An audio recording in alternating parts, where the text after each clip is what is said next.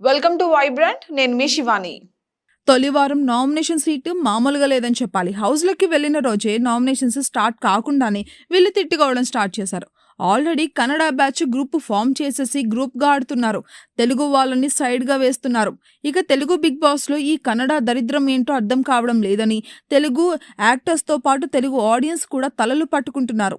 ఇక తొలి వారం నామినేషన్స్‌లో కూడా కన్నడ ఫేవరిజం అయితే కనిపించింది.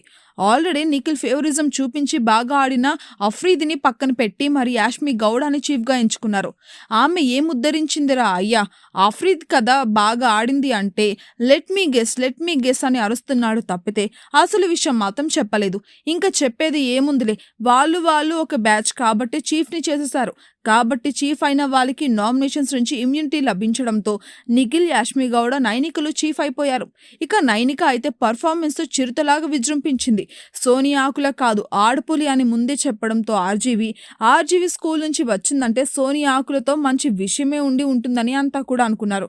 ఇక అదే నిజమైంది. తొలి ఎపిసోడ్లోనే కాదు నామినేషన్స్లోనూ అల్లాడించింది. ఓవరాల్గా తొలి వారంలో మొత్తం 6 కంటెస్టెంట్స్ నామినేషన్స్లో నిలిచారు. నాగమణికంట, బేబక్క, పృథ్వీరాజ్, సోనియా ఆకుల, విష్ణుప్రియ, శేఖర్ భాష వీళ్ళైతే నామినేషన్స్లో ఉన్నారు. ఇక ఈ నామినేషన్స్ ప్రోమోలో మాటలు మంటలు బగ్గుమన్నాయి. నామినేషన్స్ అనగానే భయంతో గుడ్లు తేలేస్తారు నాగమణికంట. చివరికి పాపం హౌస్లో అతనే టార్గెట్ అయ్యారు. మూకుమ్మడిగా తనకి ఎక్కువగా నామినేషన్స్ గుద్దిపారేశారు. ఇక నామినేషన్స్ ప్రక్రియలో భాగంగా ఫస్ట్ బేబక్కను నామినేట్ చేసింది సోనియా ఆకుల. కుకింగ్ హెడ్ గా ఉన్న బేబక్క బాధ్యతల్ని సరిగ్గా నిర్వహించలేదని చెప్పి నామినేట్ చేసింది ఆకుల. ఇక వాళ్ళిద్దరి నామినేషన్స్ జరుగుతూ ఉండగానే కన్నడ బ్యాచ్ నిఖిల్, యాష్మిలు మధ్యలోకి దూరిపోయారు. దాంతో ఇచ్చి పడేసింది ఆకుల. ఇది నా నామినేషన్, మీరు చెప్తే నేను వినాల్సిన పని లేదు అంటూ కౌంటర్ ఇచ్చింది. ఆ తర్వాత నాగమణికంఠని నామినేట్ చేసింది ఆకుల. ఎవరితోనూ మాట్లాడడం లేదని రీజన్ చెప్పడంతో మణికంఠకు కాలింది. కట్టేసిన కుక్కలాగా మొరిగినట్టుగా మొరగడం నా నేచర్ కాదు అంటూ ఆకులకి దిమ్మ తిరిగి కౌంటర్ ఇచ్చాడు మణికంఠ. ఆ తర్వాత శేఖర్ భాషని నామినేట్ చేశాడు మణికంఠ. వీళ్ళిద్దరి మధ్య హాట్ డిస్కషన్ అయితే నడిచింది. ఇక ఆ తర్వాత ప్రేరణ, సోనియాల మధ్య మాటలు తూటాల్లాగా పేలాయి. ప్రేరణ అయితే పిచ్చెక్కినట్టు అరుస్తూనే కనిపించింది.